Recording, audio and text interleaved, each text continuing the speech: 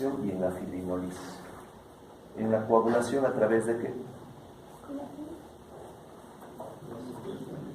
Claro, contiene colágeno que al expresarse va a expresar el factor de Von y su P selectivo, esas dos cosas.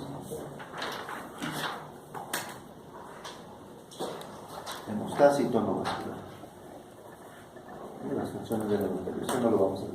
Entonces de acá, esta gráfica lo que nos quisiera que se olviden son estos gránulos de acá. Estos gránulos de Boyle-Faraday se encuentran en el endotelio, en el citoplasma endotelial. ¿Ya? Esos gránulos van a almacenar dos moléculas importantes, dos proteínas importantes. Uno es el factor de von Willebrand y el otro es la P selectiva. Lo van a almacenar, pero van a estar ahí. ¿Quién lo va a expresar una vez que el vaso se lesione?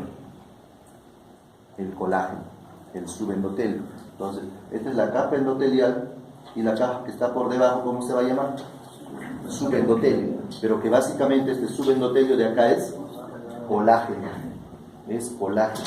¿Ya? El subendotelio. Entonces, una vez que hay disrupción del vaso del endotelio, estos gránulos se van a degranular y van a liberar el factor de von Willebrand y la P-selectina para que formen proteínas parte del subendotelio. ¿Ya? Entonces, una cosa es decir, hablar de un vaso sanguíneo sano y otra cosa es hablar de un vaso sanguíneo lesionado. Cuando el vaso sanguíneo está sano, ¿dónde se encuentra el factor de von Willebrand y la P-selectina? Esos gránulos están dentro del endotelio. ¿Ya? Cuando el vaso sanguíneo se lesiona, ¿dónde va a estar la P-selectina y el factor de von Willebrand? En el subendotelio, porque ya estos gránulos se han degranulado y han provisto de factor de von Willebrand y P-selectina su capa de colágeno. ¿Ya? Entonces, eso también es interesante. Lo anterior es un vaso sano. Esto es lo que sucede cuando el vaso se lesiona. ¿Ya? Cualquiera de estos mecanismos, vean esto. Estos estímulos, no solamente los estímulos que van a activar el endotelio, no solamente son físicos, es decir, no solamente son traumáticos. O sea, el endotelio no se va a activar puramente por fenómenos de soluciones orines, de continuidad o heridas del vaso sanguíneo, sino también por fenómenos químicos, por fenómenos hormonales y por catecolaminas. De las hormonas, ¿cuáles son los principales o el principal grupo hormonal que va a estimular la actividad del endotelio? De todas las hormonas que conozco.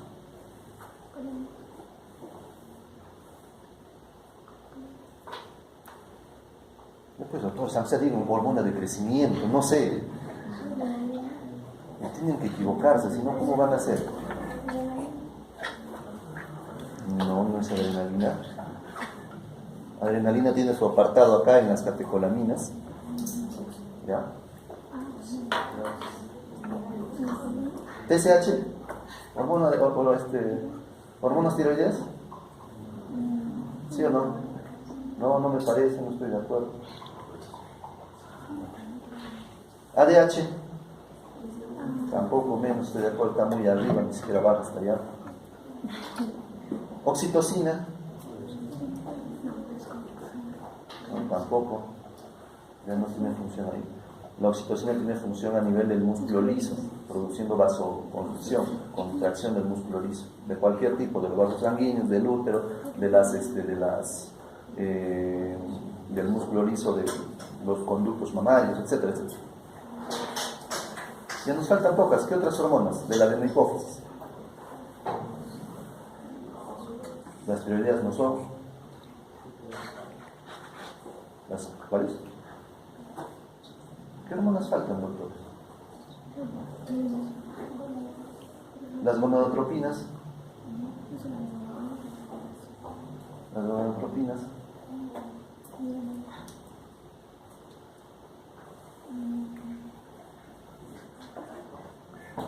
La CTH,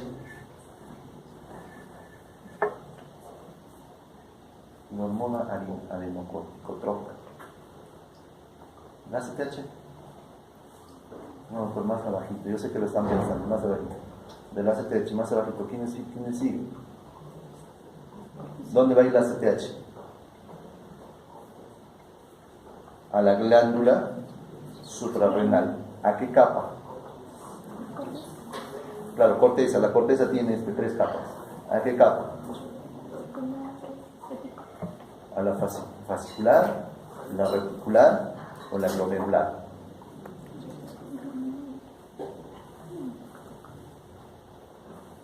¿Qué secreta la glomerular?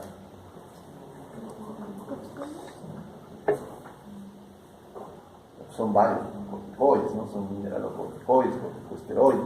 ¿Qué secreta la capa glomerular?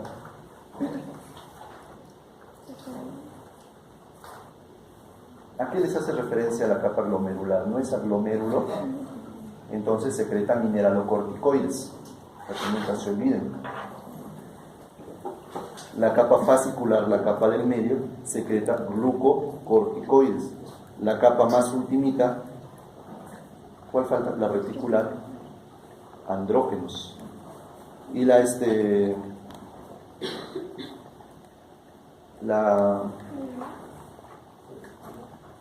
médula secreta catecolaminas. ¿A qué capa va a ir? Para secretar glucocorticoides, a la capa fascicular. Y va a secretar glucocorticoides o corticoides. ¿Ya? Estas hormonas, dentro de todas sus funciones, o llamada hormona del estrés, esta hormona, dentro de todas las funciones que tiene, también activa al endotelio para producir vasoconstricción. Y al producir vasoconstricción, en las arterias más grandes produce disminución de la luz del vaso. En las arterias más pequeñas, en las arteriolas, produce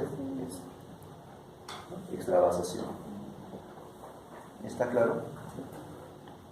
Las catecolaminas.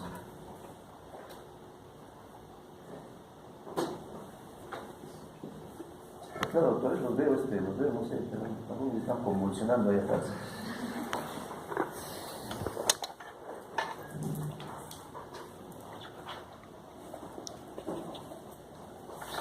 En el libro casi no dice nada de eso.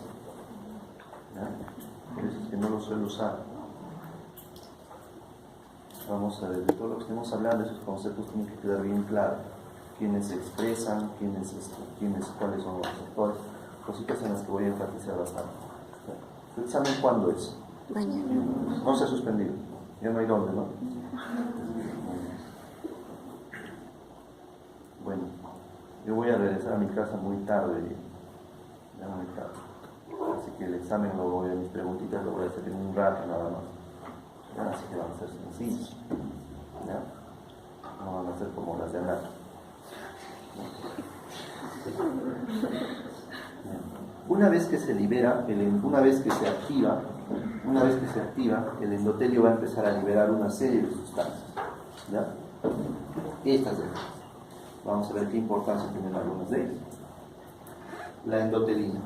¿Qué produce la endotelina?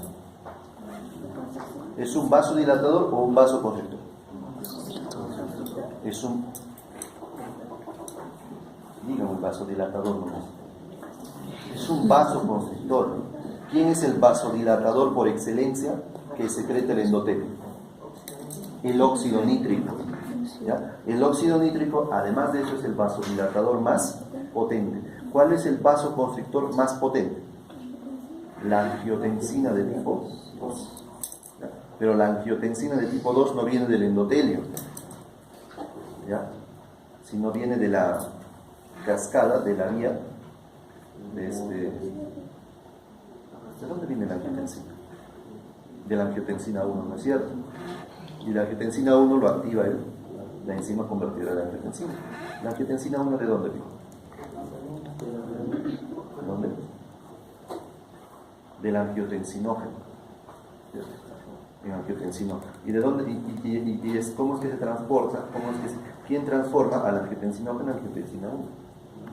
La arginina. ¿Y de dónde viene la arginina?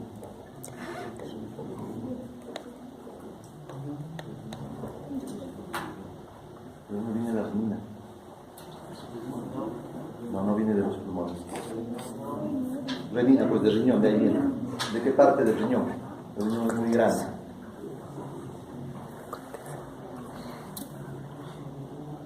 ¿De qué parte? Del glomérulo. Yo sé que lo están pensando. ¿De qué parte del glomérulo? Ya, yo sé, jajaja, bacán, del aparato yuxtaglomerular. ¿Quiénes constituyen el aparato yuxtaglomerular? La mácula densa, el túbulo contorneado distal, ¿ya? Que tiene en su estructura un grupo celular llamado mácula densa. Esta mácula densa, vía las células mesangiales, envía la información a las células yuxtaglomerulares, que son las que van a secretar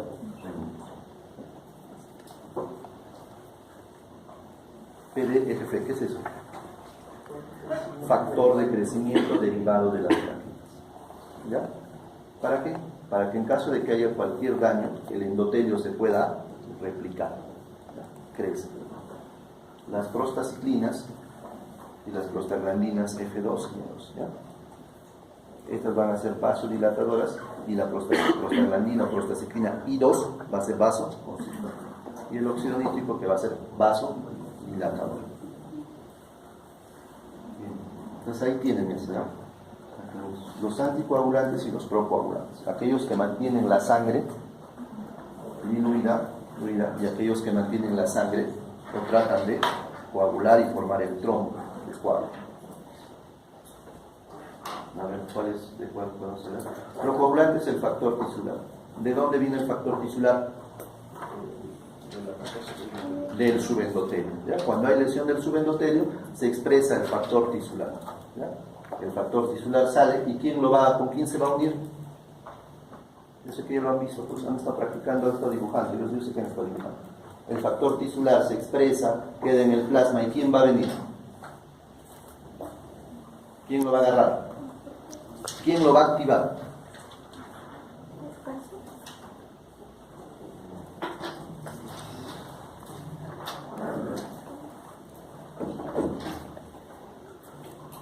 El factor tisular se libera, va a ir en el plasma flotando y va a buscar algo. ¿A quién va a buscar? A mí no es el examen, ¿no? Vía extrínseca, vía extrínseca. ¿A quién lo va a ayudar? ¿A quién lo va a activar el factor tisular? Al factor 7. Al factor 7. Y el factor, al unirse, van a formar un complejo llamado factor 7, activado factor tisular. El factor tisular, ¿qué número de factores? 3. ¿Ya? No se olviden, ¿eh? Porque preguntarlo con factor tisular es muy fácil. Van a formar un complejo, factor 7 activado y factor tisular. Ese factor 7 activado, ese complejo, factor 7 activado, factor tisular, ¿a dónde va a ir? ¿A quién va a buscar? Al 10. ¿Para qué? Lo activa. ¿Ya? Ahora, ahí hay una vía intrínseca y acá hay una vía extrínseca. Una vía extrínseca y acá hay una vía intrínseca. En la vía intrínseca inicia con la expresión, esa lesión del vaso va a hacer que más adelante vamos a varios.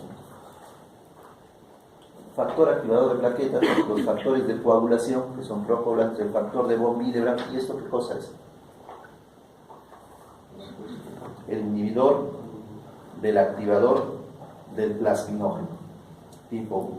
¿Qué hace el plasminógeno? El plasminógeno se tiene que convertir en plasmina, y la plasmina, el plasminógeno tiene que convertirse en plasmina. ¿Quién hace esto? Un activador de plasminógeno, que son un montón de moléculas, estreptoquinasa, uroquinasas, estanfiloquinasas, son un montón de moléculas que en conjunto forman un complejo de activador de plaquetas. ¿Ya? En general se llaman activador de plasminógeno. Ese activador de plasminógeno transporta el plasminógeno en plasmina. ¿Y esta plasmina qué va a hacer? ¿Qué va a ser la plasmina? Doctores, ¿lo han leído? ¿Lo han leído? Si no, ¿cómo vamos a profundizar? ¿Qué hace la plasmina? ¿Cuál es el producto final de la cascada de coagulación? ¿Formar qué? Fibrina. ¿Ya? Para formar esa malla de fibrina. Esa malla de fibrina que se ha formado tiene que ser roto por algo. Va a venir la plasmina y esa malla de fibrina lo va a degradar en compuestos. ¿Ya? Productos de degradación de la fibrina. Así se llaman. Productos de degradación de la fibrina. ¿Cuáles son esos productos de degradación de la fibrina? ¿Cómo se llaman? Con D de dímero. ¿Ya? Dímeros, que son varios, D, E, X e Y. ¿Cuál es el que nunca deben olvidarse? El D, porque es una prueba de laboratorio y vamos a ver más adelante en qué consiste. Entonces, todo este fenómeno normal, esta conversión de plasmina y plasminógeno en plasminógeno, este plasminógeno en plasmina, ¿para qué finalmente va a servir? Para formar este plasminógeno, que todos los libros lo llaman, o lo hacen una analogía con ser un grupo de tijeras, un serruchito, etc., que va a ir y va a romper la malla de fibrina en dímeros. Entonces, si lo tenemos así nada más, todo esto de acá pretende llevar a la sangre, pretende romper ese coágulo después que el vaso ya se ha sanado, por así decirlo. Cuando el vaso ya se ha recompuesto, todo esto pretende romper ese vaso, ese coágulo de plaquetas adherido por fibrina. Si yo le inhibo al activador de plasminógeno con un inhibidor de activador de plasminógeno tipo 1, ya, ahorita lo ponen todos en el vibrador o les juro por Dios que agarro y lo tiro por la ventana, el celular. Este inhibidor de activador de plasminógeno va a inhibir al activador de plasminógeno. Por lo tanto, este paso de acá se va a limitar, no se va a formar plasmina. Entonces el trombo va a seguir creciendo, ¿no? Ya, por eso es un procoagulante. Por eso está dentro de los procoagulantes. Ya, y todo esto se llama fibrinogenesis. ¿Qué más? La prostaglandina I2, la adenosina, el óxido nítrico, el inhibidor del factor tisular. Igual, el factor tisular, y este es el más importante, porque antes se creía que la cascada de coagulación, en toda esa vía que tiene una vía intrínseca y una vía extrínseca, se creía que el paso más importante era la formación de factor 10 activado, sin iniciar la vía común. Eso se creía antes. Ese no es el paso más importante. El paso más importante es la conversión del factor 9 a 9 activado. Esa conversión es el paso más importante. ¿Y quiénes lo limitan? ¿Por qué es el más importante? Porque forma una llave. ¿En qué va a consistir? ¿Quién va a activar del 10? ¿Quién va a activar el 9? ¿Quién va a participar para la activación del 9 a 9 activado? 1, el 11, ¿no? 11 activado. 2, el calcio. 3, el factor 8. El factor 8 activado. También va a participar en eso. 4, la trombina. O sea, la trombina que ya se ha formado abajo va a venir acá a activar esto. Y es 1, 2, 3, 4. Y uno más importante, el más importante, el que forma la llave, el factor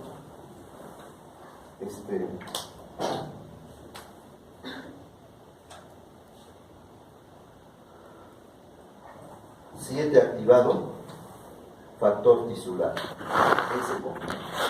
Entonces vean que esta conversión, que forma parte de la vía intrínseca, de 9 a 9 activado, esta conversión de acá es la más importante. La más importante. ¿Por quién? Por culpa de este. Porque si no tuviese esto, todas estas vías de acá, ¿a quién corresponden? Esto, el 11 ¿de dónde viene? de la misma vía intrínseca de acá arriba. El calcio está en todos sitios. El 8 se forma producto de la vía intrínseca más abajo. La trombina también producto de la vía intrínseca más abajo. Pero ¿este de dónde viene? De la vía extrínseca. Si este no se forma, ¿habrá vía intrínseca? No va a haber. Por eso es que este es el paso más importante, ¿ya? La conversión de 9 a 9 activado. ¿Y cuál es la llave o cuál es el cofactor que va a unir ambas vías? El 7 activado, factor tisular, que va a ir y va a activar esto. Va a permitir este pasaje. Porque para este pasaje se necesita de ¿cuánto? 1, 2, 3, 4, 5. 5 cofactores. Enzima, sustrato, sustrato, producto, ¿no? Sustrato, producto, y sus enzimas o sus cofactores. ¿Cuáles son aquellos cofactores que van a permitir el paso o activar primero el 9 al 9 activado? ¿Cuál es la enzima? Es la enzima que va a permitir el paso del 9 al 9 activado es el factor 11. ¿Y cuáles son sus coenzimas? Calcio, 8 activado, trombina y este complejo. ¿Está claro? Una cosa es la enzima y otra cosa son sus cofactores. Pero los 4 cofactores tienen que estar, ¿ya? Y el que es más difícil de conseguir es este. Este viene de la vía extrínseca. Entonces, finalmente volvemos a lo que hace años se creía. ¿Quién inicia finalmente toda la cascada de coagulación? ¿De quién depende? Del factor tisular. ¿Ya? El factor tisular, una vez que el endotelio se ha roto, sale el factor tisular. ¿Y a quién lo va a buscar? Al factor 7 para activarlo. Y recién cuando el factor 7 se activa, forman este complejo, van y activan a este paso. Porque acá arriba no hay nada ya. Acá arriba está el 11 activado, acá va a estar el 11. ¿Y quién lo ha activado? El 12, ¿no? El 12 activado. La cascada, la vía de coagulación o la cascada, la vía intrínseca, solamente puede llegar hasta acá. Y para proseguir de acá, la vía extrínseca se ha tenido que activar y ha tenido que formar este complejo. ¿Está clara la idea?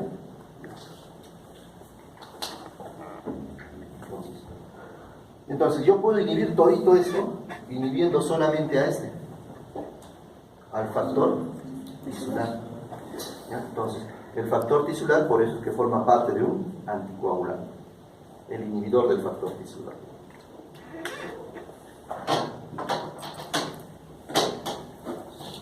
¿Está claro, doctor? Vaya.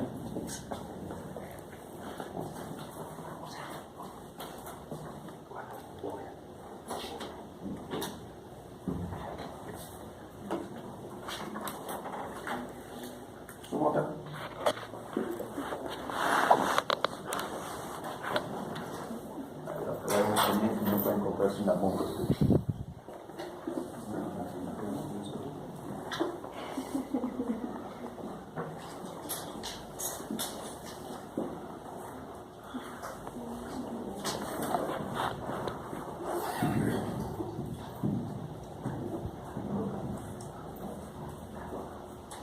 Está claro lo que estamos hablando, ¿no? Porque esto sería sencillo, esto es empezar a dibujarles los factores, toda la cascada de coagulación que ahorita lo vamos a hacer, pero eso si no le damos un porqué no tiene sentido, si no lo integramos con otras cosas, ¿eh? Porque para que hagan eso es suficiente con que lean el gallo, pero esa no es la idea. Hemostasia primaria. Ya hemos visto una fase vascular. En la fase vascular el componente inicial o el componente más importante de la fase vascular es el endotelio. Por eso hay que conocer la estructura endotelial, por eso hay que conocer cuáles son las moléculas que expresa el endotelio y el subendotelio. No hay que olvidarse del factor de von Willebrand, no hay que olvidarse de la P-selectina, de los gránulos, de cuáles son las sustancias anticoagulantes y cuáles son las procoagulantes. Traten de no, con los gráficos que siguen más adelante, todito esto regresan más tarde cuando lean sus diapos, a todo esto y lo van a comprender mejor, ¿no? Porque la idea no es que lo memoricen, sino la idea es que sepan de dónde viene. Una vez que sucede eso, una vez que se ha dado esa fase vascular, cuyo elemento más importante es el endotelio, esa fase vascular va a empezar a terminar, no dura muchos segundos, dura poquísimo. Una vez, a la par de eso, como les había dicho, se ha extravasado un poco de flujo sanguíneo, lo suficiente para permitir que las plaquetas sedimenten, ¿ya? Una vez que la plaqueta sedimente, va a sedimentar sobre esa zona donde se ha lesionado. ¿Y por qué no va a otro sitio? ¿Qué es lo que lo atrae? ¿Qué es lo que lo atrae? El flujo nada más, el flujo del plasma lo arrastra, ¿ya? Ese flujo de plasma lo arrastra la plaqueta, que empieza a sedimentar y llega ahí. Solamente el flujo, ese flujo de plasma va a hacer que la plaqueta llegue a esta zona donde el vaso se ha roto. Entonces, en esta zona está expresado el subendotelio, o esta capa de colágeno, del subendotelio. A estas alturas el endotelio ya se ha degranulado, ¿no es cierto? ¿Y qué cosa le ha dado al subendotelio? Un factor de von Willebrand y una P-selectina. A eso se va a unir la plaqueta cuando llegue ahí. Entonces, lo que dice ahí, la hemostasia primaria depende más que nada de esa interacción de la plaqueta y el endotelio, ¿ya? Para inicialmente formar un tapón plaquetario, ¿ya? Blanco, blando, inestable. Ese tapón plaquetario, una vez que llegue acá y se junte el factor la plaqueta se adhiera al factor de von Willebrand. El factor de von Willebrand va a tener su receptor en la plaqueta. ¿Cómo se llama ese receptor? ¿Cómo se llama? ¿Qué glicoproteína es?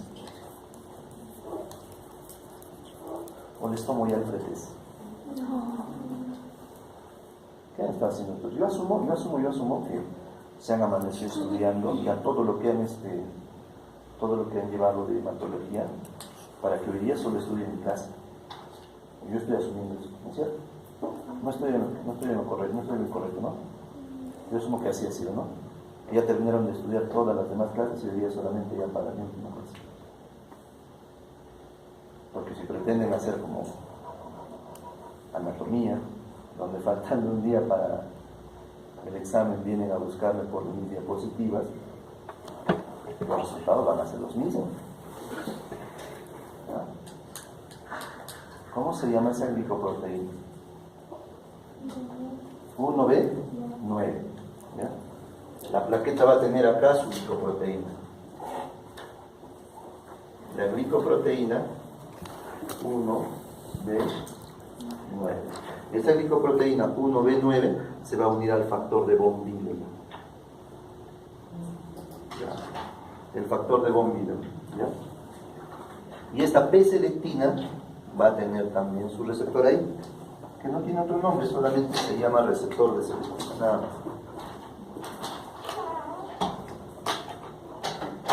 Una vez que se junten, la plaqueta, una vez que haya esta interacción, la plaqueta se va a activar.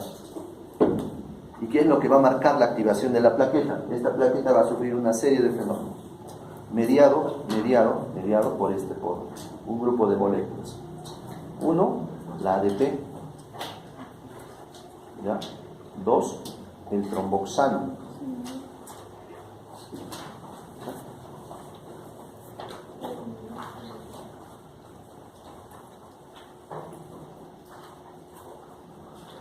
Y tres, la fosfolipasa. Las tres.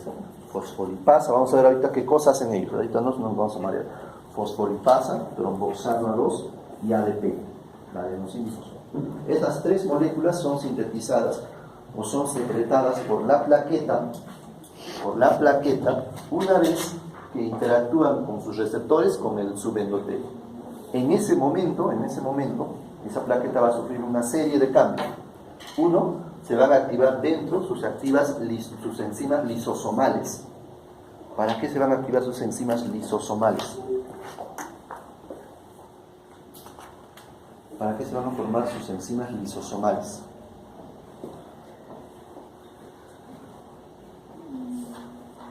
¿Qué tiene la plaqueta dentro en su estructura? Es una célula, tiene núcleo, ¿no? Ya, bacán, chévere, por lo menos está ahí. Ya, no tiene núcleo. Tiene citoplasma.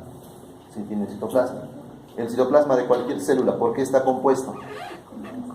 Organelas, ¿no? Y una estructura de microtúbulos que permite su movimiento. Va a tener miofilamentos, pero también va a tener gránulos. Gránulos alfa, gránulos densos, una serie de gránulos dentro de la plaqueta. Esos gránulos se van a romper. ¿Quién lo va a romper? Esas enzimas lisosomales que se empiezan a expresar una vez que la plaqueta ha interactuado con el endotelio. ¿Ya? ¿Para qué se van a sintetizar esas enzimas lisosomales? ¿Para qué se van a degradar? Para liberar sus gránulos. Y vamos a ver ahorita cuáles son los productos de esa degranulación. 2. Se van a activar esas miofibrillas. ¿Para qué? Para que esta plaqueta cambie de forma y va a tener ya no va a tener una forma redondita, sino una forma ameboide. ¿Ya? Una forma ameboide. 2.